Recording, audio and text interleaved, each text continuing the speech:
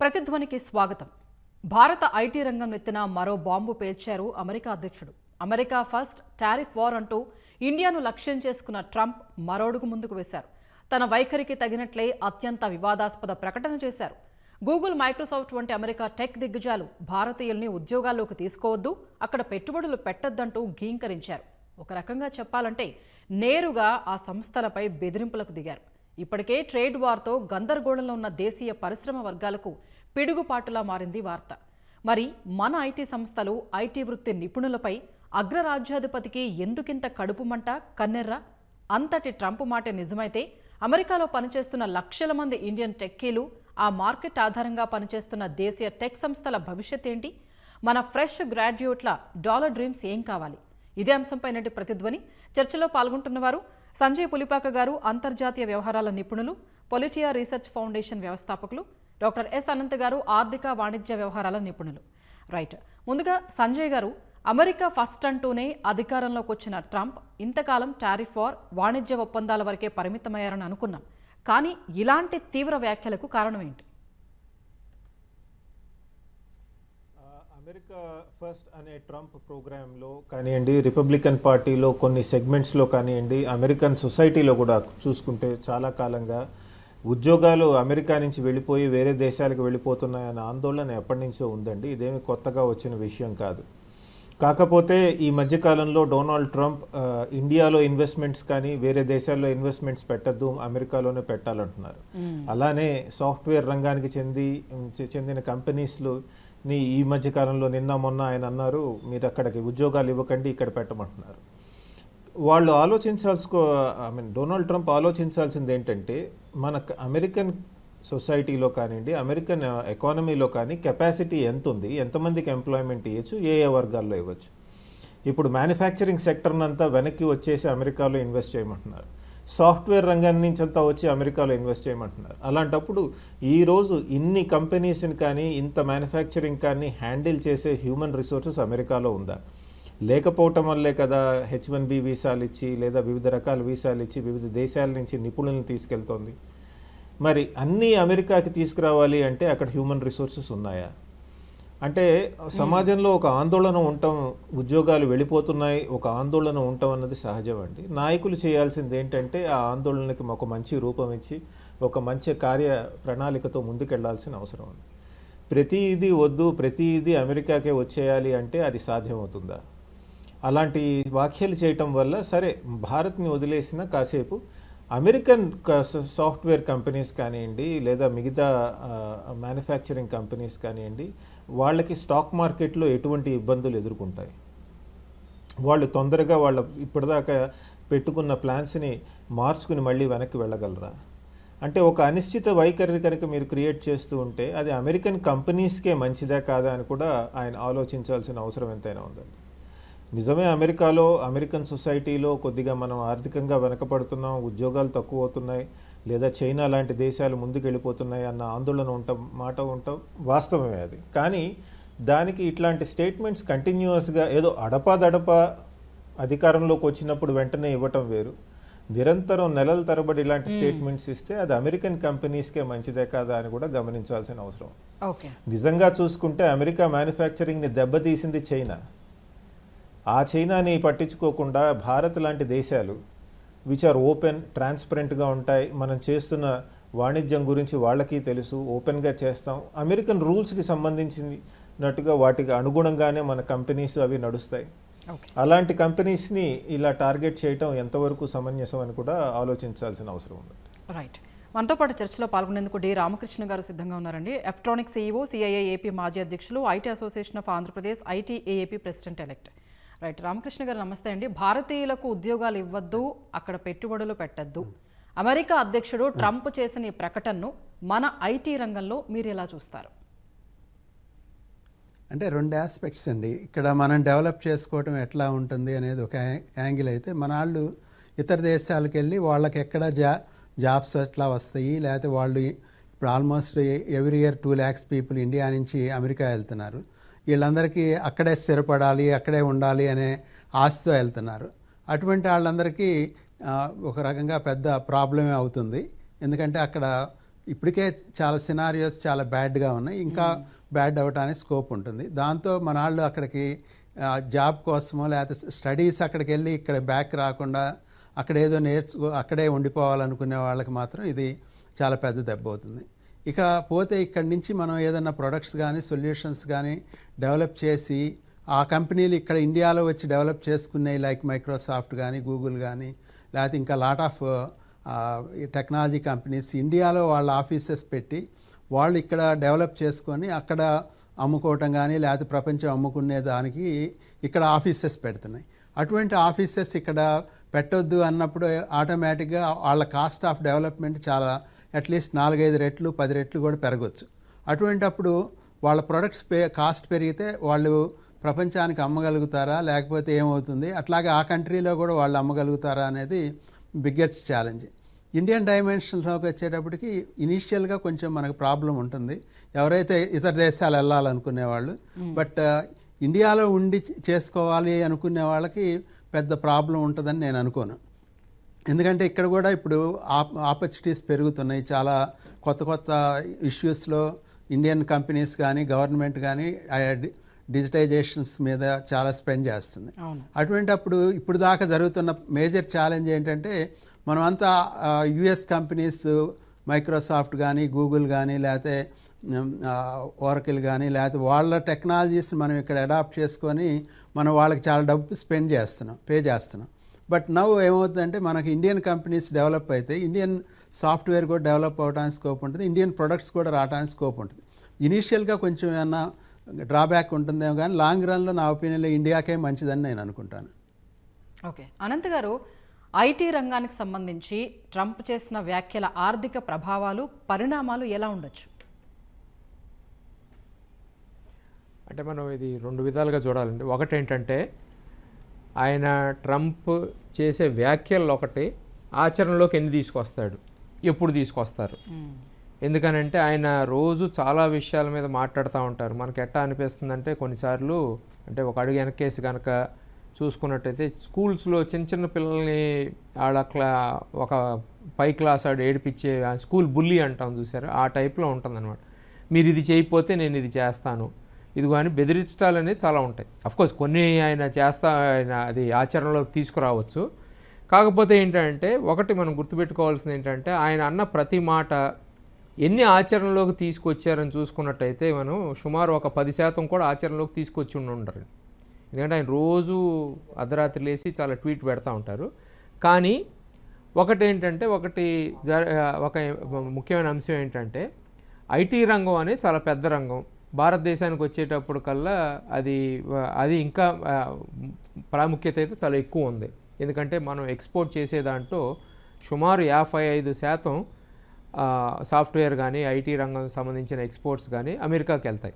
So అమెరికాలో కనుక రేపొద్దున ఒకవేళ అంటే థియరిటికల్గా చూసుకున్నట్టయితే మనం మాట్లాడుకుంటే అంటే ప్రాక్టికల్గా జరిగే పని కాదు, థియరిటికల్గా చూసుకున్నట్టయితే కనుక రేపొద్దున అమెరికన్స్ ఇండియా వస్తువులు కొనద్దు, అన్నీ ఇక్కడే పెట్టుకోండి, మీరు ఇక్కడి నుంచే ప్రొవైడ్ చేయండి సర్వీసెస్ అవన్నీ అంటే అది వాళ్ళకు జరిగే దెబ్బ అయినా మనకు కూడా ఉంటుంది. ఎందుకంటే $200 బిలియన్ మనకు ఐటీ ఎక్స్పోర్ట్ సుమారుగా 2023-24లో, దాంట్లో 55% అంటే సుమారు 110 బిలియన్లు ఎంతో ఉంటుందన్నమాట ఏది మనం ఎక్స్పోర్ట్ చేసేది. సో వాటి మీద ప్రభావం చూపించవచ్చు థియరిటికల్గా. ప్రాక్టికల్గా అది అయ్యేది కాదండి, అంత తొందరగా ఆచరణలోకి వస్తుందని అనుకోవట్లా. చాలాసార్లు ఏంటంటే మనం గుర్తుపెట్టుకోవాల్సింది ఇప్పుడు జపాన్తో ఉంది. ఆయన నిన్నో ఎప్పుడో ట్రేడ్ అగ్రిమెంట్కి వచ్చారు. 10% బేస్ లైన్ టారిఫ్ అన్నారు, చివరికి ఏంటంటే 15% అన్నారు. కానీ ఆ 15% కన్నా ముఖ్యంగా ఏంటంటే వాళ్ళ అగ్రిమెంట్ ప్రకారం జపాన్ వాళ్ళు $500 బిలియన్ సంబంధించి ఒక ఇన్వెస్ట్మెంట్ ట్రస్ట్ అనేది అమెరికాలో పెట్టి అమెరికన్ కంపెనీస్ అక్కడ స్థాపించడానికి తయారీ చేయడానికి అటన్నిటికీ రుణాలు కానీ పెట్టుబడులు కానీ పెడతారని చెప్పి ఇన్వెస్ట్మెంట్ ఫండ్ అని అన్నారు. అదే లెక్కలో కొరియాతో మాట్లాడుతున్నారు. అంతకుముందు సారి ప్రెసిడెంట్గా ఉన్నప్పుడు ఆయన ఇట్టాగే చైనాతో కూడా ఏంటంటే 2020లో అనుకుంటా $200 బిలియన్ సంబంధించిన సరుకులు అవన్నీ కొంటాం మేము అని అన్నారు చైనా వాళ్ళు. కాకపోతే ఏంటంటే అది మొత్తం మీద దాదాపు వాళ్ళు చెప్పిందంటే 58% కూడా కొనలా. సో ఇవన్నీ చెప్పడం ఒక లెక్క అయితే ఆచరణలోకి ఎన్ని వస్తాయి అనేది చూసుకోవాలి. చివరికి అంటే ఆయన బెదిరించిన దాని మీద చూసుకున్నట్టయితే ఎంత ఉంటుంది, ఎంతవరకు వస్తుంది. ఎందుకంటే ఇప్పుడు మనం ఇంకోటి కూడా గుర్తుపెట్టుకోవాల్సింది, ఇండియా లాంటి దేశాల మీద కనుక ఏమన్నా ప్రభావం చూపిస్తాయి, మాట వినకపోతే ఫైనల్గా ఒకవేళ కనుక ఆయన అవన్నీ కనుక నోటిఫై చేసి ఆచరణలో పెడితే కనుక అనుకుంటే అమెరికాకి దెబ్బ ఉంటుంది. ఎందుకంటే సుమారు ఇప్పుడు అమెరికాలో దాదాపు 5.5 లక్షల సాఫ్ట్వేర్ కానీ ఐటీ కానీ టెక్నాలజీ రిలేటెడ్ కంపెనీస్ ఉన్నాయి. ఎందుకు అక్కడ దాకా ఎందుకు, ఇప్పుడు గూగుల్తో ఇండియాలో దాదాపు వాళ్ళకి 4 లక్షల కోట్ల ఆదాయం ఉంది, గూగుల్ కానీ ఆండ్రాయిడ్ కానీ వాళ్ళందరికీ. మరి వాళ్ళకి ప్రభావం ఉంటుంది. అందుకని ఏంటంటే వ్యాపార సంబంధాల్లో మనం అన్నీ బ్లాక్ అండ్ వైట్లో ఉండవండి, చాలా ఇంటర్ లింకేజెస్ ఉంటాయి. అవన్నీ అయిన తర్వాత దానికి ఎంత ఉంటుంది ఏంటనేది చాలా టైం పడుతుంది. సో అంత కంగారు పడాల్సిన విషయం అయితే లేదనుకుంటున్నాను నేను. రామకృష్ణ గారు, భారత్ అమెరికా మధ్య ప్రస్తుతం ఐటీ అనుబంధ సేవల రంగం ఎలా ఉంది? మొత్తంగా ఈ మార్కెట్ సైజ్ ఎంత? ట్రంప్ మాటలే నిర్ణయంగా మారితే ఏం జరగచ్చు? అదే ఇందాక వారు చెప్పినట్టుగా దగ్గర ఇప్పుడు 100 బిలియన్ వర్క్ మనకి వాళ్ళకి జరుగుతుందంటే దాంట్లో అగైన్ 50% ఏదో అమెరికాకి చేస్తున్నారు అనేది చెప్పారు ఇందాక వారు. దీని ఇంపాక్ట్ మనకి డైరెక్ట్గా అవుద్దని నేను అనుకోను. ఎందుకంటే ఇప్పుడు యూట్యూబ్ ఉందనుకోండి, వరల్డ్ వైడ్గా ఎక్కువ యూజ్ చేసేది ఇండియన్సే. అంటే అటువంటిప్పుడు బ్యాక్ గనక మన ఇండియన్ గవర్నమెంట్ కూడా మీరు ఈ రకంగా చేస్తే మేము ఈ రకంగా చేస్తామని గూగుల్ని కనుక ఇది చేసి మీరు ఇండియాలోనే మీరు ఆఫీస్ పెట్టి ఇక్కడే మొత్తం కనుక చేస్తేనే మేము ఇది చేస్తామంటే ఆటోమేటిక్గా ఆ సంస్థ కూడా దెబ్బతింటుంది. కాబట్టి వాళ్ళు ఇక్కడికి రావాలి, లేకపోతే వాళ్ళ సంస్థని చిన్న సైజ్ చేసుకోవాలి. ఆటోమేటిక్గా ఏమవుతుంది, ఐటీ కంపెనీలన్నీ కూడా సైజ్ తగ్గిపోతాయి. మేబీ ఇంటర్మీడియట్గా మనకు కొంత ప్రాబ్లమ్స్ వచ్చినా కానీ టెక్నాలజికల్గా ఈరోజు ఏమి ఇండియాలో అవన్నీ అటువంటి టెక్నాలజీస్ని స్టార్ట్ చేసి డెవలప్ చేయలేని స్టేజ్లో అయితే ఇండియా లేదు. ఎందుకంటే చాలామంది అక్కడ వర్క్ చేసేవాళ్ళు కానీ ఇక్కడ వర్క్ చేసేవాళ్ళు కానీ ఆ స్కేల్లో చేయకపోవచ్చు, ఆ రకమైన ఇన్వెస్ట్మెంట్ ఇమీడియట్గా లేకపోవచ్చు. బట్ లాంగ్ రన్లో ఆ ఇన్వెస్ట్మెంట్స్ ఆటోమేటిక్గా వస్తాయి. ఎందుకంటే ఇండియా 140 బిలియన్ పీపుల్లో India major country consumptions, IT కన్జంప్షన్లో. దాన్ని వాళ్ళు వదులుకున్నారంటే వాళ్ళకి దెబ్బ తగులుతుంది, ఆ కంపెనీలకు కానీ ఆ ఇదిలో. కాబట్టి మరీ మనం అంత వర్రీ అవసరం పని లేదు, వాళ్ళకి లొంగాల్సిన పని కూడా లేదు. కాకపోతే ఫ్యూ ఇయర్స్ ఛాలెంజ్ ఉంటుంది. ఓకే సంజయ్ గారు, బ్రిటన్తో భారత FTA సమయంలోనే ట్రంప్ ఈ వ్యాఖ్యలు కాకతాళీయమా, లేదంటే ఈ రెండింటికి వేరే ఏదైనా సంబంధం ఉందా? సరిగ్గా ఒకే టైంలోనే ఇవి జరిగాయి. అయి ఉండొచ్చు అండి, సంబంధం ఉండుండొచ్చు. బ్రాడ్గా చూసుకుంటే గత నెలన్నర నుంచి భారత్ పైన డొనాల్డ్ ట్రంప్ తీవ్ర ఒత్తిడి తీసుకొస్తున్నారు. కేవలం భారత్ మీదే కాదు, ఆయన చాలా దేశాలతో ఆయన మాట్లాడే వైఖరి అలానే ఉంటుంది. కాకపోతే కొద్దిగా భారత్తో కొద్దిగా తీవ్రంగా, అంటే ఆయన కొద్దిగా కఠినంగా వ్యవహరిస్తున్నట్టు కనబడుతోంది. దానికి పలు కారణాలు ఉంటాయండి. ఒకటి, Bharat America free trade agreement మీద డిస్కషన్స్ నడుస్తున్నాయి. దానిలో మన వాళ్ళు గట్టిగా నిలబడి వాదిస్తున్నట్టు వార్తలు వస్తున్నాయి. ఉదాహరణకి ఇండియా అమెరికాకి మధ్య జరుగుతున్న ఫ్రీ ట్రేడ్ నెగోసియేషన్స్ కనుక తీసుకుంటే అందులో మనం అగ్రికల్చరల్ సెక్టర్ ఓపెన్ చేసే ప్రసక్తి లేదని చాలా మన వాళ్ళు గట్టిగా చెప్తున్నారని, కాదు మీరు కొద్దిగా అన్న అగ్రికల్చరల్ సెక్టర్ ఓపెన్ చేయాలి అని డొనాల్డ్ ట్రంప్ వాదిస్తున్నారని రిపోర్ట్స్ వస్తున్నాయి. Donald Trump agricultural sector India open చేయాలని ఎందుకంటున్నారంటే ఆయనకున్న vote base, rural America vote base ఏదైతే ఉందో వాళ్ళకి ఆయన వెళ్ళి చెప్పుకోవచ్చు, నేను ప్రెసిడెంట్ అయిన తర్వాత అమెరికా లాంటి మార్కెట్ని అమెరికాలో ఉన్న ఫార్మర్స్కి రైతులకి ఓపెన్ చేశాను అని ఆయన వాదించుకోవచ్చు, అంటే చెప్పుకోవచ్చు. అందుకని ఆయన పట్టుబట్టారని, మన వాళ్ళేమో దాని మీద అసలు ఎటువంటి కన్సెషన్స్ ఇవ్వట్లేదని రిపోర్ట్స్ వస్తున్నాయి. అటువంటి తరుణంలో చాలా అంశాల మీద ఆయన మన భారత్ మీద ఒత్తిడి తీసుకొస్తున్నారని కనబడుతోంది.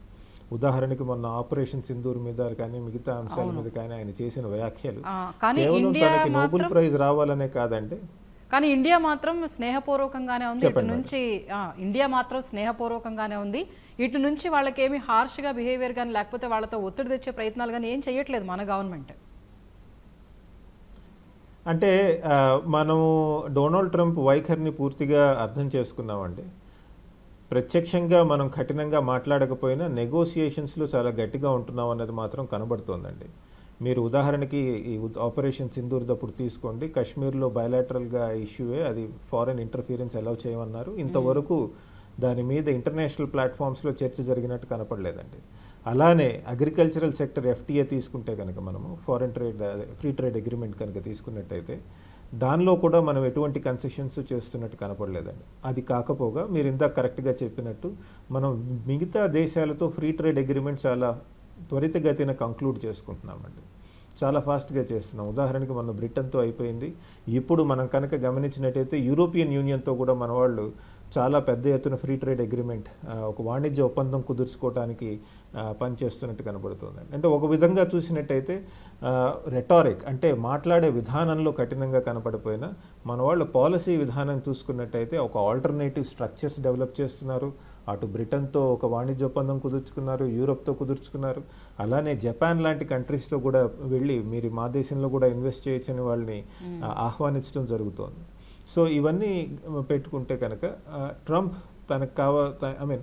తనకి కావాల్సినట్టు ఫ్రీ ట్రేడ్ అగ్రిమెంట్ భారత్తో షేప్ అవుతోందా లేదా, తయారవుతోందా లేదా అన్న ఆందోళన ఆయనలో కనబడుతోంది. దానికి కారణమే ఇటువంటి స్టేట్మెంట్స్ అవి వస్తున్నాయి. తీవ్ర ఒత్తిడి తీసుకొస్తున్నారు వాళ్ళకి కావాల్సినట్టు వాణిజ్య ఒప్పందం కుదరాలని. నా ఉద్దేశంలో ఇటువంటి స్టేట్మెంట్స్ ట్రంప్ కన్సిస్టెంట్గా చేస్తున్నారంటే మన వాళ్ళు గట్టిగా వాదించి నిలబడుతున్నారని అర్థం అండి. ఓకే అనంత్ గారు, కొన్ని గణాంకాలు చూస్తే America silicon valley work force ప్రతి ముగ్గురులో ఒకరు ఇండియనే ఉంటారు. అక్కడి టాప్ కంపెనీలకు మన వాళ్లే బాసులు కూడా. అయినా ట్రంప్కి ఎందుకు ఇంత అక్కసు? అక్కసని కాదండి, అక్కడ మనం ఒకటి గమనించాలండి. ఇప్పుడు అమెరికాలో ఉన్న వాళ్ళకున్న డెమోగ్రఫిక్ క్యారెక్టరిస్టిక్స్ అన్ని చూసుకున్నట్టయితే ఒకటి అమెరికన్స్ అంటే వైట్స్ కానీ ఆఫ్రో అమెరికన్స్ కానీ వాళ్ళు ఉంటారు, లాటిన్ అమెరికన్స్ ఉంటారు. సెకండ్, ఇండియన్స్లో కూడా రెండు రకాలు ఉన్నారు అక్కడ. ఒకటి ఏంటంటే ఓవర్సీస్ సిటిజన్స్ అని ఎవరైతే మనం ఉంటాం అంటే ఎప్పుడో వెళ్ళిపోయి అక్కడ పౌరసత్వం తీసుకున్నాళ్ళు, వాళ్ళు ఇండియన్స్ ఏం కాదు, మనం ఎన్ఆర్ఐలు అని అనుకుంటాము. వాళ్ళు ఒక రకం అయితే, రెండో వాళ్ళు ఏంటంటే ఇప్పుడు స్టూడెంట్స్ కానీ లేకపోతే H1B వీసా కానీ వెళ్ళి ఇండియన్ సిటిజన్స్ అక్కడ కొన్ని కారణాల వల్ల వెళ్ళినాళ్ళు.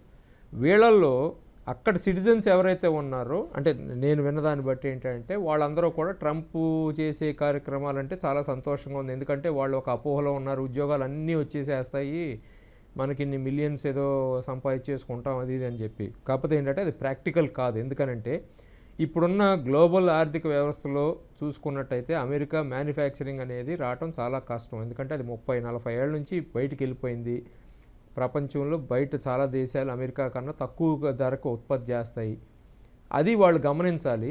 కాకపోతే ఏంటంటే అది రాజకీయ పరంగా కానీ లేకపోతే ఇప్పుడు ఓవర్సీస్ ఇండియన్ సిటిజన్స్ ఉన్నారు, వాళ్ళకి అవన్నీ బాగున్నాయి కాబట్టి వాళ్ళని లెక్క తీసుకోవచ్చు. అందుకని ఇప్పుడు ఫర్ ఎగ్జాంపుల్ అక్కడికి సిటిజన్షిప్ వెళ్ళి ఆ గూగుల్ వాటిల్లో పనిచేసే వాళ్ళకి ఏం తేడా ఉండదు. ఎఫెక్ట్ అయ్యేది ఎవరంటే H1B వాళ్ళును స్టూడెంట్స్. వాళ్ళది ఎట్టా ఉంటుంది, ఎంతవరకు ఉంటుందని చూసుకోవాలి. ఎందుకంటే మరి లక్షల మంది స్టూడెంట్స్ వెళ్తున్నప్పుడు ఆ కాలేజెస్ కాటికి డబ్బులు లేకపోతే ఇప్పుడు హార్వర్డ్కి జరిగిన గొడవలో బాగా నష్టం ఉంది. కొలంబియా యూనివర్సిటీ చూసాము, $200 మిలియన్ పెనాల్టీ కడతాము, ఈ గొడవలన్నీ వద్దని చెప్పి ట్రంప్తో మరి అగ్రిమెంట్కి వచ్చారు. సో అటువంటివన్నీ ఉంటాయండి. ఎందుకంటే ట్రంప్ది ఏది ఫైనల్ అని అనుకోవటానికి లేదండి. ఫైనల్ తర్వాత ఇంకో ఫైనల్ ఉంటుంది ఆయనకి. సో అది మనం పెద్ద ఇది ఇవ్వక్కర్లేదు. కాకపోతే ఏంటంటే ఆయన అమెరికాకి చేసే హాని ఎంత అనేది ఆయన గమనించట్లా. హాని అనేది ఒకరోజు జరగదు కదా, అది వచ్చే దశాబ్దంలోనూ 2 దశాబ్దాల్లోనూ ఏమైపోతుంది అసలు నమ్మచ్చా? ఎందుకంటే వాళ్ళ మొన్నటిదాకా అమెరికాలో అగ్రిమెంటు కాంట్రాక్ట్ అనేది ఉంటుంది అని అనుకునేవాడిని నేనైతే. ఇప్పుడు అది ఎంతవరకు ఉంటుందనేది నాకే నమ్మకం లేదు. నా బట్టి ఎంతో కొంత చదువుకున్న వాళ్ళు మనకే నమ్మకం లేకపోతే అసలు ఇంకా మామూలు ప్రజలకు ఎట్టా ఉంటుందనేది ఆలోచించుకోవచ్చు. సో నేనైతే ట్రంప్ చెప్పిన మాట ఫైనల్ ఎగ్జిక్యూటివ్ ఆర్డర్ వచ్చి అది ఒక 2-3 నెలలు అది ఆచరణలో పెట్టేదాకా నమ్మనండి. ఎందుకంటే ఏ రోజైనా ఆయన మార్చేయచ్చు, ఏది ఎప్పుడు మాట్లాడతారో తెలియదు. ఇప్పుడు చైనాతో చూసాం, చైనాతో ఏమన్నారు 10% నుంచి 175% వరకు సుంకాలు విధిస్తున్నా ఉన్నారు. తర్వాత మళ్ళీ 30%, 40% తీసుకొచ్చారు. రేపు ఎంత ఉంటుందని చెప్పి ఆయన ఎవరో చెప్పలేరు. జపాన్తో కూడా అదే అన్నారు ఆయన, జపాన్తో 50% అన్నారు, చివరికి 15%కి వచ్చింది. సో అసలు రిలయబిలిటీ ఫ్యాక్టర్ 0 అండి. ప్లస్ ఇంకోటి ఏంటంటే ట్రంప్ ఎల్లప్పుడూ ఉండడు, వచ్చే సంవత్సరం ఎలక్షన్ ఉంది, ఆ ఎలక్షన్ కోసం కూడా ఈ రాజకీయ పరంగా చెప్తా ఉండి ఇందాక వక్తలు చెప్పినట్టు ఆయన బేస్ అంతా ఎవరంటే చదువు తక్కువ ఉన్నాళ్ళు, లేకపోతే ఏదో ఉద్రేకపడిపోయేవాళ్ళు, ఆవేశపడేవాళ్ళు వాళ్ళు ఉంటారు, వాళ్ళందరి కోసం చేస్తూ ఉంటాడు ఆయనది. సో అది పెద్ద సీరియస్ తీసుకోక్కర్లా. నోబెల్ ప్రైజ్ వగేరా ఇటువంటి అన్నీ చాలా ఉంటాయి. మీమ్ కాయిన్స్ కొనుక్కోవటం, ఇప్పుడు భారతదేశం కనుక వెళ్ళి ఒక $5 or $6 బిలియన్ మీమ్ కాయిన్స్ కొన్నట్టయితే ఆయన మళ్ళీ భారతదేశం నా మిత్రుడు అంటారు. సో పెద్ద పట్టించుకోక్కర్లేదని. సిస్టంలో ఫైనల్గా ఏమవుతుంది, వాళ్ళు ఎటువంటి మార్పులు తీసుకొస్తారు, ఫైనల్ అగ్రిమెంట్ ఎట్టా ఉంటుందని దానికోసం వేచి చూడటం అనేది బెటర్ ట్రంప్ దాని మీద. రామకృష్ణ గారు, అమెరికాలో 2 లక్షల మంది వరకు మన ఐటీ వృత్తి నిపుణులు, అరడజనుకు పైగా మన టెక్ దిగ్గజ సంస్థలు అక్కడ సేవలు అందిస్తున్నారని అంచనా. ఇంత పెద్ద మార్కెట్కు ఆల్టర్నేటివ్స్ ఉన్నాయా? అంటే డైరెక్ట్గా అమెరికాకి మనం కనుక వర్క్ ఆగిపోతుందంటే మనకు న్యాచురల్గా ఈ పెద్ద కంపెనీలన్నిటికీ కొంచెం ప్రాబ్లమేనండి. ఎందుకంటే ప్రపంచంలో ఆల్మోస్ట్ 50% వరకు అమెరికాకే చేస్తున్నాయి ఇవన్నీ కూడా. అటువంటి సినారియోలో కనుక తీసుకున్నప్పుడు మనకి ఇమీడియట్గా అంత పెద్ద వర్క్ వస్తుందా అంటే కష్టమే అవుతుంది. కాకపోతే మనకున్న పెద్ద కంపెనీలు అన్నిటి కూడా క్యాష్ రిచ్ కంపెనీస్, ఎందుకంటే వాళ్ళందరి దగ్గర చాలా డబ్బు బ్యాంకులో డిపాజిట్స్ ఉన్నాయి. కాబట్టి మరీ అంత ఈ కంపెనీలు క్లోజ్ చేసుకోవాల్సినంత అవసరం అయితే రాదు.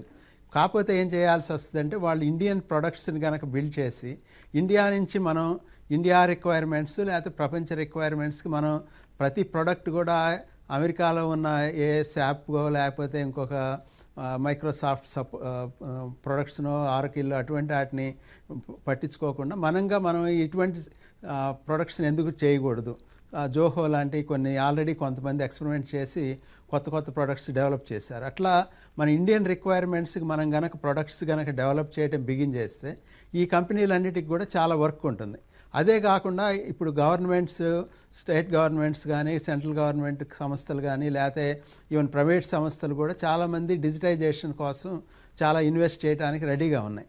కాకపోతే వాటికి చేయగలిగేటట్టు కొంచెం కాస్ట్ బెనిఫిట్ అనాలిసిస్ చేసి కొంచెం ఇండియన్ డైమెన్షన్స్లో కనుక చేసి క్లౌడ్ కంప్యూటింగ్, ఎజూరో లేకపోతే అటువంటివన్నీ ఆపేసి మనం కనుక లోకల్ సర్వీసెస్ నుంచి కనుక బిల్డ్ చేయడం కనుక బిగిన్ చేస్తే ఆటోమేటిక్గా మల్టీ టైమ్స్ కాస్ట్ని కట్ చేయొచ్చు.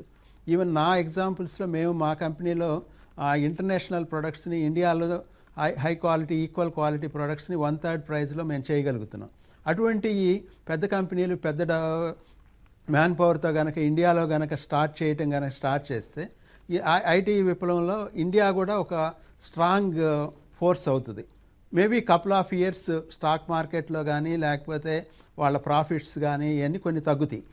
అట్లాగే ఆ యాంగిల్లో మనం మ్యాన్ పవర్ని ఓరియంట్ చేసుకొని ఇండియన్ ఎడ్యుకేషన్ సిస్టంలో మార్పులు తీసుకొచ్చి ఇండియన్ సిస్టమ్స్ని కనుక బిల్డ్ చేయగలిగితే, like other countries like China కానీ, సౌత్ కొరియా కానీ, చాలా కంట్రీస్ వాళ్ళ ప్రొడక్ట్స్ చేసుకున్నాయి. వాళ్ళేమి యూఎస్ ప్రొడక్ట్స్ మీద డిపెండ్ అవ్వట్లేదు. అట్లా కనుక మనం స్టార్ట్ చేసామంటే ఆటోమేటిక్గా ఒక 4-5 ఇయర్స్లో ఇండియా సెల్ఫ్ సఫిషియెంట్ అవుతుంది. ఆ యాంగిల్లో మనం ఈవెన్ ఎప్పుడైతే లో కాస్ట్లో చేయగలిగామో ఆటోమేటిక్ ప్రపంచం మొత్తానికి కూడా మనం అమ్మొచ్చులో. Even South Africa country, African కంట్రీస్కి కానీ లేకపోతే అండర్ డెవలప్డ్ కంట్రీస్ అన్నిటికి కూడా లో కాస్ట్లో మనం సర్వీసెస్ ఇవ్వచ్చు. That will make huge impact on the entire world economy. మనం అమెరికాని రియల్గా వాళ్ళకి క్లియర్ ఆన్సర్ ఇవ్వచ్చు బేసిక్గా. అంటే దెబ్బ కొట్టడం అనే దానికంటే కూడా ఆన్సర్ ఇవ్వచ్చు బేసిక్గా. ఇటువంటి సినారియో నా ఒపీనియన్లో అయితే లాంగ్ రన్లో ఇండియాకే ఎక్కువ బెనిఫిట్ వస్తుంది. అన్ఫార్చునేట్గా ఈ సిస్టమ్ అనేది డిస్టర్బ్ అవుతుంది. ఏ రకంగా డిస్టర్బ్ అవుతుంది? ఒకటి, ఇప్పుడు ట్రంప్ చేసే విధానాలు ఒక డైరెక్షన్ అయితే, రెండో విధానం ఏంటంటే ఆల్రెడీ టెక్నాలజీలో ఉన్న చేంజెస్ చాలా వచ్చినాయి. డిజిటైజేషన్ అనండి, లేకపోతే ఆటోమేషన్ అనండి, లేకపోతే ఇంకో పక్క ఏఐ అనండి, ఇవన్నీ రకరకాల చేంజెస్ని సిస్టమ్స్ అన్నీ ఇంటర్ కనెక్ట్ అవడం మూలాన వచ్చే చేంజెస్ చాలా వస్తాయి. ఎందుకంటే ఇప్పుడు ఓల్డెన్ డేస్లో ఏ సిస్టమ్కి ఆ సిస్టమ్ ఇండిపెండెంట్గా వర్క్ చేసాయి. ఇప్పుడు సిస్టమ్స్ అన్నీ ఇంటర్ కనెక్టెడ్గా చేసేటప్పటికి ఆటోమేటిక్గా చాలా హై ప్రొడక్టివిటీ వస్తుంది, హై క్వాలిటీ వస్తుంది. ఇవన్నీ ఎప్పుడైతే సిస్టమ్స్లోకి వచ్చినాయో ఇవన్నీ మనకి పెద్ద దేశం అవటం మూలాన మన ఆపర్చునిటీస్ చాలా ఉన్నాయి. కాబట్టి ఆ దృశ్యలో మనం చూడాలి. అన్ఫార్చునేట్గా ఏంటంటే ఇప్పుడల్లా మనం సేఫ్గా ఓన్లీ అమెరికాకు వీళ్ళకి ఇంత మార్కెట్, ఇంత సేల్ చేస్తున్నాం, ఇన్ని బిలియన్స్ చేస్తున్నాం, ఇంత 20% 30% ప్రాఫిట్ వస్తున్నాయి అని మన పెద్ద కంపెనీలన్నీ అదే డైరెక్షన్లో చూస్తున్నాయి. ఏమాత్రం కొంచెం కూడా రిస్క్ తీసుకోవట్లేదు. ఆ రిస్క్ తీసుకుంటే ఆటోమేటిక్గా మనకి చాలా సొల్యూషన్స్ వస్తాయని నా భావన. ఓకే సంజయ్ గారు, ఇప్పటికే అమెరికాలో పనిచేస్తున్న వారికి వీసాల పొడిగింపు, కొత్త వారికి ఇచ్చే అవకాశాలపై ట్రంప్ ఈ వ్యాఖ్యల ప్రభావం ఎలా ఉండొచ్చు? అంటే పాలసీ విధంగా ట్రంప్ చేసిన వ్యాఖ్యలు ఎలా కన్వర్ట్ అవుతుంది అది పాలసీగా అని మనం వేచి చూడాల్సిన అవసరం ఉందండి. కాకపోతే ఇప్పటికే కనుక మనం చూసినట్టయితే ట్రంప్ వచ్చినప్పటి నుంచి H1B వీసాలు ఇవ్వటంలో ఒక 20% తగ్గింపు జరిగిందని వార్తలు వస్తున్నాయండి. అలానే మనం చూస్తున్నాం స్టూడెంట్స్ కూడా చాలా ఇబ్బందులకు గురవుతున్నారు కొంత అనిశ్చిత వైఖరి వల్ల. ఎందుకంటే ఇంతకుముందు చాలా చిన్న యూనివర్సిటీస్కి వెళ్ళే వాళ్ళు స్టూడెంట్స్ ఈ మధ్యకాలంలో ఓ మాదిరిగా మంచి యూనివర్సిటీకి అడ్మిషన్ రాకపోతే వెళ్ళటం అవసరమా అని మన వాళ్ళు ఆలోచించడం కూడా స్టార్ట్ అయిందండి. సో ఓవరాల్గా చూసుకుంటే అక్కడ టెంపరీ వీసాస్ మీద వాటి మీద ఉన్న వాళ్ళకి కొద్దిగా ఇది ఇబ్బందిగానే ఉంటుందండి. ఇప్పుడు అంటే చాలా విచిత్రమైన పాలసీ ఫాలో అవుతున్నారండి ట్రంప్. ఒక విధంగా ఆయన ఏం చెప్తున్నారంటే H1B వీసాలు కానివ్వండి మిగతా వీసాలు తగ్గించాలన్నారు ఇంతకుముందు. సో తగ్గిస్తే కనుక ఆ ఉద్యోగాలు మరి బయట దేశాలకు వెళ్తాయి, ఇండియా లాంటివి. ఇప్పుడు ఏం చెప్తున్నారు ఆయన, ఇండియా లాంటి కంట్రీస్కి మీరు జాబ్స్ ఇవ్వకండి, అవి ఇక్కడే తయారు చేయండి అంటున్నారు, ఇక్కడే క్రియేట్ చేయండి జాబ్స్ అంటున్నారు. అలాంటప్పుడు మ్యానుఫ్యాక్చరింగ్కి కానివ్వండి అటు సాఫ్ట్వేర్కి కానివ్వండి మనకి క్వాలిఫైడ్ మ్యాన్ పవర్ కావాలి. అలాంటప్పుడు అక్కడ చదువుకున్న వాళ్ళకి వీసా ఎక్స్టెన్షన్స్ అవి ఇస్తే బాగానే ఉంటుంది. ఒక విధంగా చూసుకుంటే ట్రంప్ తన క్యాంపెయిన్ టైంలో చాలా క్లియర్గా చెప్పడం జరిగిందండి, ఎవరైతే అమెరికాలో మంచి యూనివర్సిటీస్లో చదువుకుంటారో వాళ్ళకి గ్రీన్ కార్డ్ ఇస్తే పోతుంది కదా అన్న స్టేట్మెంట్స్ ఆయన ఇంతకుముందు కూడా చేశారు. నిజంగా ట్రంప్ అమెరికాలో సాఫ్ట్వేర్ డెవలప్మెంట్ ఎక్కువ ఉండాలి, ఇండియాలో జాబ్స్ ఉండకూడదు, అవన్నీ కూడా అమెరికాకి వెళ్ళాలి అంటే కనుక అలాంటప్పుడు అక్కడ చదువుకుంటున్న పిల్లలకి కానివ్వండి వివిధ దేశాల నుంచి వచ్చి అక్కడ రీసెర్చ్ చేస్తున్న వాళ్ళకి కానివ్వండి వీసాలు లభించేది కొద్దిగా సులభం చేయొచ్చు, అలానే వాటిని ఎక్స్టెన్షన్స్ కొద్దిగా ఎక్కువ ఇవ్వచ్చు, అది కూడా చేయాల్సిన అవసరం ఉంది. కాకపోతే మనం చూసినట్టయితే ట్రంప్ విధానంలో కొంత గందరగోళం కనబడుతోంది. ఒక పక్కనేమో బయట నుంచి ఉద్యోగాలు మనం వెనక్కి తెచ్చేయాలంటున్నారు, కానీ స్థానికంగా ఉన్న వాళ్ళకి వీసా ఎక్స్టెన్షన్స్ అవి ఇవ్వకపోవడం. అది ఆ అంశం యాక్చువల్లీ చూసినట్టయితే సిలికాన్ వ్యాలీలో ఉన్నటువంటి సాఫ్ట్వేర్ పెద్దలు ఇంతకుముందు కూడా ట్రంప్తో ఈ విషయంలో చర్చించినట్టు వార్తలు వచ్చాయండి.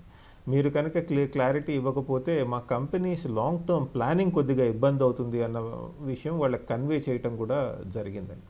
కాకపోతే ట్రంప్కిను ఈ మధ్యకాలంలో కొంతమంది సాఫ్ట్వేర్ కంపెనీస్కి లేదా సిలికాన్ వ్యాలీలో ఉన్నటువంటి టెక్ కంపెనీస్కి వాళ్ళకి మధ్య కొంత వైరం ఉందండి వాళ్ళ రాజకీయాలలో. ఎందుకంటే ట్రంప్ ఏమని అనుమానిస్తున్నారంటే ఈ పెద్ద పెద్ద కంపెనీస్ ఇవన్నీ కూడా డెమోక్రటిక్ పార్టీకి లేదా వోక్ సిద్ధాంతానికి ఎక్కువ డబ్బులు ఖర్చు పెడుతున్నాయి లేదా ఎక్కువ డొనేషన్స్ ఇచ్చాయని. ప్రాబబ్లీ ట్రంప్ ఇలా వైఖరి ఇప్పుడు చూస్తున్న మనం ఆయన చేస్తున్న పాలసీ స్టేట్మెంట్స్ ఏవైతే ఉన్నాయో అవి కొంతవరకు వీళ్ళని ఇబ్బంది పెట్టే విధంగా కావాలని కూడా చేస్తూ ఉండొచ్చండి ఆయన. సో ఒక అమెరికన్ పాలిటిక్స్లో ఇప్పుడు జరుగుతున్న అమెరికన్ పాలిటిక్స్లో మన H1B వీసా స్టూడెంట్ పనిచేస్తున్నటువంటి సాఫ్ట్వేర్ ఇంజనీర్స్ కానివ్వండి లేదా అక్కడ చదువుకుంటున్న స్టూడెంట్స్ కానీ వాళ్ళు కొలాటరల్ డ్యామేజ్ అంటారు కదా, అంటే పొరపాటున వాళ్ళు కూడా అందులో ఇరుక్కుంటున్నారండి. అంటే ఆ ఒక కాంప్లెక్స్ సిచ్యువేషన్లో వాళ్ళు కూడా విక్టిమ్స్ అవుతున్నారు. కాకపోతే నా ఉద్దేశంలో ఇలాంటి ఒడిదొడుకులు మనం ఎన్నో చూసాం ఇంతకుముందు. జనరలీ మన సాఫ్ట్వేర్ ఇంజనీర్స్ కానివ్వండి లేదా అక్కడ చదువుతున్న మన పిల్లలు కానివ్వండి చాలా competent office technology skill set ఉన్నవాళ్ళు, వాళ్ళు ఇలాంటివన్నీ బాగానే నావిగేట్ చేస్తారు. అంతేకాదు మన సాఫ్ట్వేర్ ఇంజనీర్స్కి మంచి డిమాండ్ ఉంది ప్రపంచవ్యాప్తంగా. ఎందుకంటే చాలా కష్టపడి రాత్రింపగళ్ళు పనిచేస్తారని పేరుంది. సో కాబట్టి మనకేమీ లాంగ్ రన్లో చూసుకున్నట్టయితే ఇటువంటి స్టేట్మెంట్స్ కొద్దిగా షార్ట్ టర్మ్లో ఇబ్బంది కలిగించినప్పటికీ లాంగ్ టర్మ్లో మన వాళ్ళు ముందుకు వెళ్తారని అనుకోవాలి. అంతేకాదండి మిగతా దేశాల్లో కూడా మనం ఎక్స్పాన్షన్ చేయాల్సిన అవసరం ఉందండి.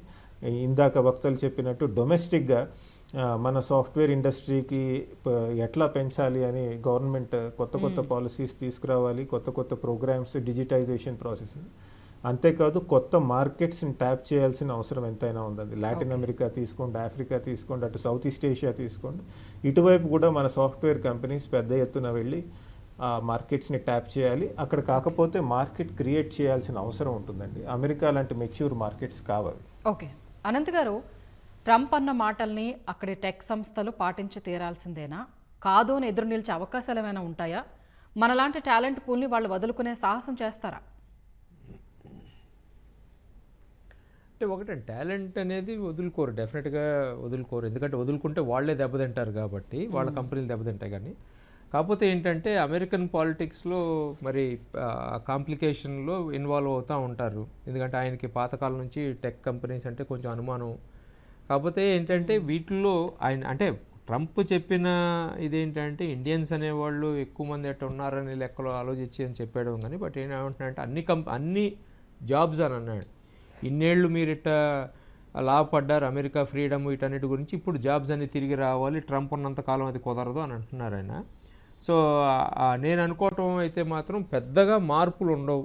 ఎందుకనంటే ఇప్పుడు రెండు వైపులు ఇప్పుడు ట్రంప్ కానీ లేకపోతే కంపెనీస్ కానీ కూర్చొని వాళ్ళు బేరాలు అయితే ఉంటాయి. వాళ్ళ సిస్టమ్ కూడా లాబియింగ్ అవన్నీ ఉంటాయండి.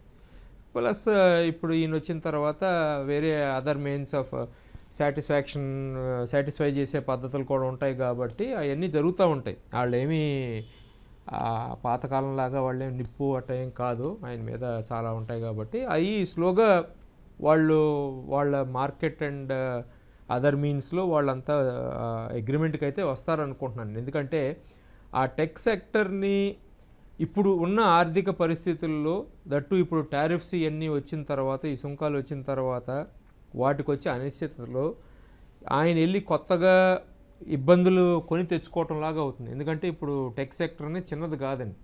వాళ్ళకి దాదాపు $1.3 trillion worth direct or indirect contribution ఉంటుందండి ఎకానమీలో. సో అంత పెద్ద సెగ్మెంట్ని ఇప్పుడు ప్రపంచవ్యాప్తంగా చూసుకున్నట్టయితే ప్రపంచవ్యాప్తంలో ఉన్న ఐటీ సెగ్మెంట్లో అమెరికా సంస్థ 1/3 ఉంటుంది. సో అది తట్టు వాళ్ళు ఇప్పుడు ఇంపార్టెంట్ ఏంటంటే టెక్ సెక్టర్లో చైనా కానీ అమెరికా కానీ హై వాల్యూ ఎడిషన్లో ఉన్నారండి. ఇండియా ఏంటంటే చాలా వరకు లోవర్ ఎండ్ ఉంటుంది, లోవర్ ఎండ్ ఉంటుంది కాబట్టి వాళ్ళకి అది లేదు. సో ఇప్పుడు అది అంతా దెబ్బతిని ఆ మార్కెట్ అంతా అప్సెట్ చేసి జరుగుతుందని నేను అనుకోను. అక్కడ ఏదో బిహైండ్ ద సీన్స్ ఏదో నెగోసియేషన్ జరుగుతూ ఉంటుంది. ఎందుకంటే ట్రంప్ చెప్పేది ఎప్పుడు కూడా నేను ఇన్ని సంవత్సరాల నుంచి గమనించింది అయితే ఆయన మనసులో ఒకటి పెట్టుకుంటాడు. ఆయనకి ఏంటంటే ఒక గొప్ప అభిప్రాయం ఉంది, ఆయన చాలా గొప్పగా నెగోషియేట్ చేయగలడు, ఆయనకన్నా బాగా ఇంకా ఎవరు నెగోషియేట్ చేయలేరు అనే ఆలోచనలో ఉంటారు ఆయన. ఐఎమ్ ద బెస్ట్ నెగోషియేటర్ అని చాలాసార్లు ఆయన డైరెక్ట్గా చెప్పాడు. సో ఆ అపోహలు అంటే ఆ ఈగో సాటిస్ఫాక్షన్ అన్నీ జరుగుతూ ఉంటాయి కాబట్టి స్లోగా అడ్జస్ట్ అవుతుందండి. మార్కెట్ అడ్జస్ట్ అవ్వకపోవడం అనేది ఉండదు. ఎందుకంటే ఇప్పుడు టెక్ సెక్టర్ని ఇబ్బంది పెట్టినట్టయితే అమెరికన్ మార్కెట్స్ అన్నీ కొలాప్స్ అయిపోతాయి. అమెరికన్ మార్కెట్స్ కొలాప్స్ అయినాయి అంటే ఆయనకి మెయిన్ ఫండింగ్ ఇచ్చేదంతా పెద్ద వాళ్ళందరూ ఆయన వైపు ఉన్నారు కాబట్టి ఆయన అంత తొందరగా ఆలోచన లేకుండా అయితే చేయడు. కాకపోతే ఏంటంటే ఇదేదో నెగోషియేటింగ్ టూల్ లాగా అనుకుంటున్నానండి నేనైతే. అంతకన్నా ఆయన దగ్గర అడిషనల్గా ఉంది, అంత దీర్ఘకాలంలో ఆలోచిస్తాడని నేను అనుకోవట్లేదు. ఎందుకంటే ఉన్న దీంట్లో ఇంకొక వైపు రాయేసాడు, కొన్ని సెటిల్మెంట్స్ అవన్నీ ఉంటాయి కాబట్టి అవి జరిగేదాకా చూసుకుంటాడు. నేనైతే ఆ ఫైనల్ నోటిఫికేషన్ వచ్చేదాకా నేను ఒప్పుకోను. ఎందుకంటే ఇప్పుడు నేను అంత సీరియస్ తీసుకోవట్లేదు. నెక్స్ట్ ఇయర్ నవంబర్లో ఎక్కువ దాదాపు 35 స్టేట్స్లో ఎలక్షన్స్ ఉన్నాయండి. ఆ 35 స్టేట్స్లో ఎక్కువ శాతం ఆయన మొన్న ఎలక్షన్ జరిగినప్పుడు ఆయన గెలిచాడు. అవన్నీ ఓడిపోయినాయి అంటే మళ్ళీ ఆయనకి ఆ నెక్స్ట్ 2 years ఆయన డమ్మీలాగా అయిపోతారు. సో అంత తొందరగా జరుగుతాయని చెప్పి నేనైతే అనుకోవట్లేదు. ఎందుకంటే చాలా వరకు రేపు ఆ 35 స్టేట్స్లోనూ 36 స్టేట్స్లో ఎలక్షన్ జరిగే రిపబ్లికన్ కంట్రోల్డ్ అండి. వాళ్ళకి ఆ మిడ్ టర్మ్ ఎలక్షన్స్ వస్తున్నాయి కాబట్టి నెక్స్ట్ నవంబర్లో డిసెంబర్లో ఉంటాయి. సో ఇవన్నీ ఇక ఫైనల్గా 2-3 నెలలు అయిన తర్వాత ఆయన ఇంకేం చేయడానికి కూడా, ఈ డిసెంబర్ తర్వాత ఆయన చేయడానికి కూడా ఉండదు. ఎందుకంటే ఆ ఎలక్షన్ దాంట్లోకి వెళ్ళిపోతారు కాబట్టి. సో అక్కడ ఏదో బిహైండ్ ద సీన్స్ ఏదో ఉంటుందని నేను అనుకుంటున్నానండి. రామకృష్ణ గారు, మన తెలుగు రాష్ట్రాలపై ఈ ప్రభావం ఎలా ఉండొచ్చు? అక్కడే స్థిరపడిన టెక్కీలు, ప్రస్తుతం వెళ్ళాలనుకుంటున్న వారు, విద్యార్థులు, వీళ్ళంతా ఏం గమనించుకోవాలి? మోర్ ఇంపార్టెంట్ ఏంటంటే ఈ లాస్ట్ కపుల్ ఆఫ్ ఇయర్స్ నుంచి, అంటే ఎస్పెషలీ కోవిడ్ తర్వాత అమెరికాలో కూడా ఇన్ఫ్లేషన్ చాలా ఎక్కువైంది. అంటే ఆల్మోస్ట్ అంతకుముందు కనుక $1,00,000 వస్తుంటే అది చాలా దాంట్లో నుంచి మిగిల్చుకోగలిగే స్టేజ్ ఉండేది. ఈ రీసెంట్గా ఇప్పుడు $2 lakhs కనుక న్యూయార్క్లో కనుక వస్తే దాంట్లో 50% ట్యాక్స్ కట్టాల్సి వస్తుంది. రిమైనింగ్ 50%లో ఆల్మోస్ట్ $35,000 దాకా వాళ్ళకి ఒక సింగిల్ బెడ్రూమ్ హౌస్కి రెంట్ కట్టాల్సి వస్తుంది. ఒక 3,500 దాకా ఆల్మోస్ట్ మంత్లీ ఎక్స్పెండిచర్ అవుతుంది. ఇటువంటి సినారియో తీసుకున్నప్పుడు మనం దాంట్లో నుంచి ఎంత మిగుల్చుకోగలము, లేకపోతే ఏ రకంగా మనం బ్యాక్కి, అంటే ఇప్పుడు కనుక ఒక 1 crore పెట్టి మనం కనుక ఒక స్టూడెంట్ని, మన పిల్లల్ని కనుక అక్కడ పంపిస్తే వాళ్ళు అక్కడ సెటిల్ అయ్యి మళ్ళీ ఆ 1 crore బ్యాక్కి తల్లిదండ్రులకు ఆ అప్పు తీర్చగలరా లేదా అనేది, అంటే వీళ్ళు కనుక బ్యాంకులో లోన్ తీసుకొని పంపిస్తే అది చాలా కష్టమనే అనిపిస్తుంది ఒక డైరెక్షన్లో. రెండోది ఏంటంటే ఇప్పుడు బాగా వేలామరి అయిపోయి కేపబిలిటీస్ లేని పిల్లల్ని కూడా అమెరికా వెళ్తే ఏదో సెటిల్ అయిపోతాడు అనే ఒక డైరెక్షన్స్లో చాలామంది పంపిస్తున్నారు. అంతకుముందు ఏంటంటే కొంతమంది హార్డ్ వర్క్స్ చేసి సమ్ హోటల్స్లో కానీ లేకపోతే పెట్రోల్ బంక్స్లో కానీ ఇది చేసి, ఈ మధ్య ట్రంప్ వచ్చినాక వీళ్ళందరినీ పట్టుకోవడం ఇవన్నీ బిగిన్ అయ్యేటప్పటికి ఆ జాబ్స్ కూడా లేకపోవడంతో కొంతమంది హౌస్లోకి వెళ్ళి సర్వెంట్స్ లాగా పనిచేయాల్సి రావటం, అటువంటి చాలా వింటున్నాం. బేసిక్గా చాలా ఛాలెంజెస్ ఆల్రెడీ వచ్చినాయి. ఇదన్నీ ఒక డైరెక్షన్ అయితే, ఇక్కడ మన ఎడ్యుకేషన్ సిస్టంలో ఏమవుతుందంటే స్పూన్ ఫీడింగ్ ఎక్కువ ఉంటుంది. ఫ్యాకల్టీ అన్నీ చెప్పాలి అనేది ఉంటుంది. అక్కడైనా సెల్ఫ్ లెర్నింగ్ యాటిట్యూడ్స్ ఇక్కడ కావాలి. ఆ రకంగా వీళ్ళు పోస్ట్ గ్రాడ్యుయేట్కి వెళ్ళే వాళ్ళు చాలామంది సెటిల్ అవ్వలేకపోతున్నారు. అది ఒక ఛాలెంజ్ ఉంది. అది ఈ రకమైన రిస్ట్రిక్షన్స్ పెట్టినప్పుడు వీళ్ళు వెళ్ళకపోయినా మనకేమీ పెద్ద ఛాలెంజ్ అవ్వదు అనుకుంటున్నాను. ఎందుకంటే తెలుగు రాష్ట్రాల్లో ప్రతి ఇంట్లోనూ ఒకళ్ళిద్దరు అమెరికాలో ఉంటున్నారు, లేకపోతే అందుకని పక్క చుట్టాలు లేకపోతే బ్రదర్స్ సిస్టర్స్ కూడా వాళ్ళని అక్కడ పంపించాలనే ఒక అపోహతో అక్కడికి వెళ్తే ఏదో అయిపోద్దనే అనుకుంటున్నారు. బట్ ఈరోజు పరిస్థితి వెనకట్లాగా లేదు. ఎందుకంటే లాస్ట్ 30-40 ఇయర్స్ నుంచి ఇన్ఫ్లేషన్ లేనిది 5 ఇయర్స్లో ఆల్మోస్ట్ డబుల్ ద ఇన్ఫ్లేషన్లోకి వచ్చేసినాయి ఆ రాష్ట్రాలు కానీ దేశం. అటువంటి సినారియో ఒక ఛాలెంజ్ అవుతుంది. న్యాచురల్గా ఏమవుతుందంటే ఎప్పుడైతే ఈ సినారియో లేదో అప్పుడు మనం ఇక్కడే డెవలప్ అవ్వడానికి మనం ఏం నేర్చుకోవాలి, మన ఫ్యూచర్ ఏ రకంగా సెటిల్ చేసుకోవాలి, ఇక్కడే ఎట్లా నేర్చుకోవాలి అనే దానికి ఎప్పుడైతే ఆలోచన ఇస్తారో ఒక రకంగా సెటిల్ అవ్వడానికి ఛాన్సెస్ ఉంటాయని నేను అనుకుంటున్నాను. ఓకే సంజయ్ గారు, ఇప్పుడు ట్రంప్ అనే వ్యక్తి రూపంలో అమెరికా నేషనలిజం, ప్రొటెక్షనిజం అనేవి కొత్త లెవెల్స్కు చేరుతున్నట్లు స్పష్టంగా కనిపిస్తోంది. ఈ పరిస్థితుల్లో ఇంకా అమెరికా డ్రీమ్ డెస్టినేషన్గా ఉండగలదా? మీరు చెప్పిన మాట వాస్తవం అండి. అమెరికా ఫస్ట్ కింద చాలా ప్రొటెక్షనిజం అది ఉంటుంది, నేషనలిజం కూడా చాలా ఎక్కువగా వచ్చింది అక్కడ. మనం గమనించాల్సింది ఏంటంటే ఇది మొట్టమొదటిసారి కాదండి జరుగుతోంది. ఉదాహరణకి ట్రంప్ ఫస్ట్ టర్మ్లో తీసుకున్నట్టయితే కూడా ఇటువంటి పాలసీస్ని ఆయన ఫాలో చేయటం జరిగింది. ఉదాహరణకి వాణిజ్య ఒప్పందాల విషయంలో వస్తే అప్పుడు ట్రాన్స్ పెసిఫిక్ పార్ట్నర్షిప్ అని, అంటే జపాను, ఈస్ట్ ఏషియా, తర్వాత అమెరికా కలిసి ఒక వాణిజ్య ఒప్పందం కుదుర్చుకున్నాయి. దాని నుంచి ఆయన బయటకు వచ్చేసారు. అలానే ప్యారిస్ అగ్రిమెంట్ నుంచి కూడా ఆయన బయటకు వచ్చేయటం జరిగింది. సో మనం ట్రంప్ నేషనలిస్ట్ పాలసీస్ కనుక తీసుకున్నట్టయితే ఒకటి ఎకనామిక్ ప్రొటెక్షనిజం చూస్తున్నామండి, చాలా చూస్తున్నాం. అది మనం చూస్తున్నాం కూడా. ఇప్పుడు ఆయన సుంకాలు విధించారు. అసలు ఒక రేషనల్ పాలసీ ఉందా లేదా అని జనాలు అనుకుంటున్నారు, కానీ ఆయనకు తోచినట్టు ఆయన అడ్మినిస్ట్రేషన్ వాళ్ళు పెద్ద ఎత్తున మిగతా దేశాల నుంచి వస్తున్న ఎక్స్పోర్ట్స్ మీద సుంకాలు విధించడం నడుస్తోంది. దానివల్ల అమెరికాలో ఇన్ఫ్లేషన్ వస్తుందా అని కూడా చాలామంది మాట్లాడుతున్నారండి. అలానే తీసుకుంటే ఇంకో విధంగా చూసుకుంటే కనుక ఇమిగ్రేషన్ కంట్రోల్ చాలా తీవ్రంగా ప్రయత్నిస్తున్నారండి.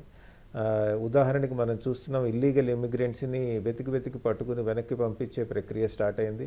అంతేకాదు వీసాలు వాటిల్లో కొద్దిగా తేడా ఉన్నా వాళ్ళని వెంటనే వెనక్కి పంపిస్తున్నారు. అలానే మనం చూసాం, భారతీయుల్ని కొంతమంది ఇల్లీగల్ ఇమిగ్రెంట్స్ అక్కడ ఉన్నప్పుడు వాళ్ళందరినీ విమానాల్లో ఎక్కించి వెనక్కి పంపించడం జరుగుతోంది. అలానే మీరు ఫారెన్ పాలసీ తీసుకుంటే కనుక ఇప్పుడు మనం భారత్ గురించి మాట్లాడినట్టయితే చాలా మిగతా దేశాల మీద ఆయన చాలా ఒత్తిడి తీసుకొస్తున్నారు. అంతేకాదు నేటో ఇలాంటి కూటములు ఏవైతే ఉన్నాయో వాటిల్లో అమెరికాకి సన్నిహితంగా ఉన్నటువంటి దేశాలు ఇంకా ఎక్స్పెండిచర్ పెంచాలని ఆయన వాదించారు. వాళ్ళ చేత ఎక్స్పెండిచర్ చేయిస్తున్నారు కూడా ఆయన. అలానే కల్చరల్ రంగంలో తీసుకున్నట్టయితే కనుక మనం అమెరికా వాళ్ళు కొద్దిగా ఆయన ప్యాట్రియాటిజము, ఫ్యామిలీ వాల్యూస్, తర్వాత ఈ వోక్ సిద్ధాంతాలు ఏవైతే ఉంటాయో జెండర్ పాలిటిక్స్, వాటికి వ్యతిరేకంగా ఆయన పనిచేయటం జరుగుతుంది. మీరు అడిగిన ప్రశ్నకి కనుక మనం అంటే ఇంకా డ్రీమ్ డెస్టినేషన్గా ఉంటుందా అంటే, ప్రస్తుతానికి ఇంకా అమెరికాలో ఎడ్యుకేషనల్ ఇన్స్టిట్యూషన్స్ చాలా గొప్పగా ఉన్నాయండి. ట్రంప్ లాంటి వాళ్ళు, మిగతా వాళ్ళు ఎన్ని పాలసీ చేంజెస్ తీసుకొచ్చినా అక్కడ ఎడ్యుకేషనల్ ఇన్స్టిట్యూషన్స్ బాగుండటం వల్ల చాలామంది మన పిల్లలు అక్కడికి వెళ్ళి చదవాలని అనుకుంటూ ఉంటారు. హై క్వాలిటీ ఎడ్యుకేషన్ ఉంటుంది కాబట్టి. 2, అమెరికన్ కంపెనీస్లో ఇప్పటికీ బాగా పనిచేస్తే మనని గుర్తిస్తారు, కష్టపడి పనిచేస్తే మనని గుర్తిస్తారు అన్న అంశం ఈ రోజుకి ఇప్పుడు అక్కడ ఉన్న భారతీయులను అడిగినా కొద్దిగా కష్టపడి పనిచేస్తే మనకి గుర్తింపు వస్తుంది, మెరిట్కి స్థానం ఉంది ఇక్కడ అని ఇప్పటికీ వాళ్ళు చెప్తున్నారండి. సో ఒక విధంగా చూసుకుంటే డ్రీమ్ డెస్టినేషన్ అవునా కాదా అంటానికి కొంత ఇమేజ్ డెంట్ అయిందండి అమెరికాది. అంటే అక్కడ ఇంతకు ముందులాగా తేలిగ్గా హాయిగా బతికేయచ్చు అన్న అంశం తగ్గింది. ఎందుకంటే ఇన్ఫ్లేషన్ పెరిగింది, తర్వాత కొంత ఆందోళన ఉంది. మనకి దగ్గర పొరపాటున డాక్యుమెంట్స్ లేకపోతే మన ఇమిగ్రేషన్ అథారిటీస్ ఎలా డీల్ చేస్తారు అన్న భయం ఉంది. అంతేకాదు రాజ్య వ్యవస్థ మనతో ఎలా వ్యవహరిస్తుంది పొరపాటు జరిగితే, బాగా కఠినంగా ఉంటుందా అన్న భయం ఉంది. కానీ మరో పక్కన ఎడ్యుకేషన్ పరంగా తీసుకోండి, వృత్తిపరంగా తీసుకోండి, కష్టపడి పనిచేస్తే గుర్తింపు ఉంటుంది అన్న ఆ డైమెన్షన్ కూడా ఉందండి. సో ఓవరాల్గా ఇట్స్ 50-50 నా ఉద్దేశంలో. ఎందుకంటే డ్రీమ్ డెస్టినేషన్ అన్నది ఇమేజ్ కొద్దిగా దెబ్బతిన్నా, మిగతా అంశాలలో ఇప్పటికీ చాలామంది అక్కడికి వెళ్ళి రీసెర్చ్ చేయాలన్నా, ఉద్యోగాలు చేయాలన్నా ఈ రోజుకి మొక్కు చూపుతున్నారు. అంటే ఇంకా అమెరికాలో కొన్ని మంచి అంశాలు ఉన్నాయని మనం చెప్పుకోవాల్సిన అవసరం ఉంది. ఓకే, అనంత్ గారు, బ్రిటన్తో కొత్తగా కుదిరిన ఈ ఫ్రీ ట్రేడ్ అగ్రిమెంట్ ద్వారా మన దేశానికి ఎలాంటి ప్రయోజనాలు ఉండనున్నాయి? ట్రంప్ చేస్తున్న డ్యామేజీకి అదేమైనా ఊరటనిచ్చే అవకాశం ఉందా?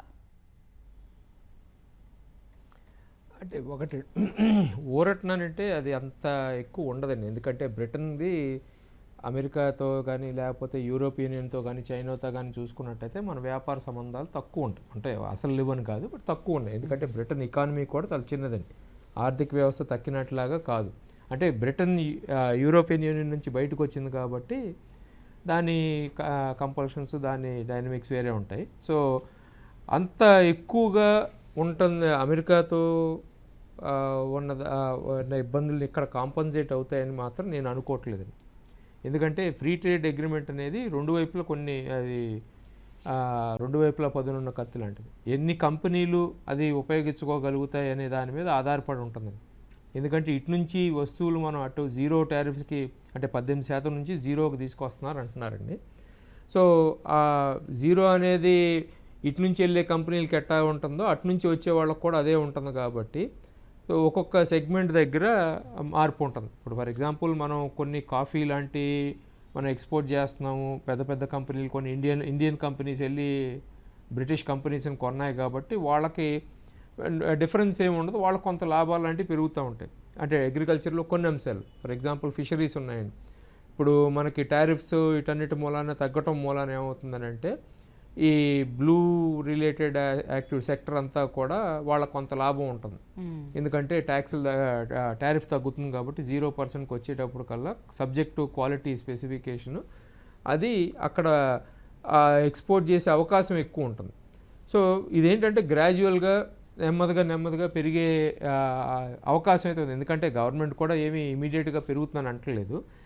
2030 కల్లా సుమారు వాళ్ళు చెప్పేది $120 బిలియన్ బాగుంటుందనే అంచనాతో ఆ టార్గెట్తో వెళ్తున్నారు.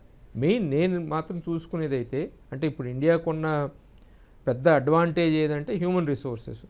సో ఎంతవరకు ఫ్రీగా రాణిస్తారు, ఎంత ట్రావెల్ రిలేటెడ్ అంటే హ్యూమన్ మొబిలిటీకి ఎంత రెస్ట్రిక్షన్స్ ఉంటాయి, అసలు మొత్తం తీసేస్తారా, కంప్లీట్ ఫ్రీడమ్ ఇస్తారా అనే దాని మీద ఉంటాయి.